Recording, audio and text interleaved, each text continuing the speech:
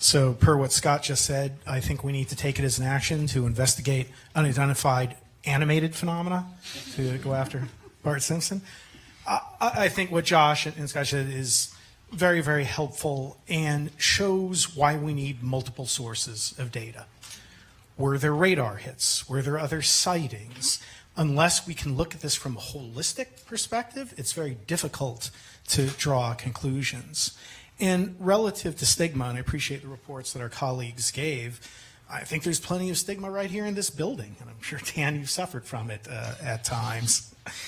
And I just want to commend Administrator, although he's always be Senator Nelson to me, for his leadership and candidly courage in getting NASA to tackle this issue.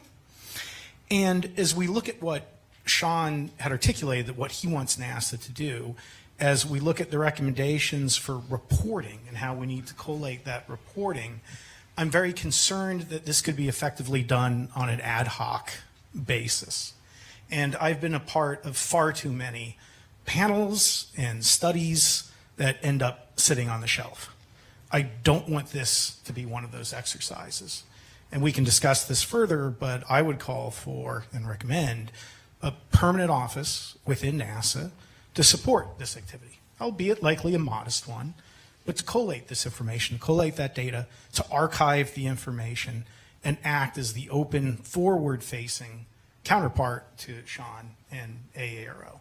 I think then we could continue and actually accomplish the reporting, the stigma issues that have been raised, and we could do so in a relatively affordable fashion. Because again, I don't want all of our work to end up being in vain.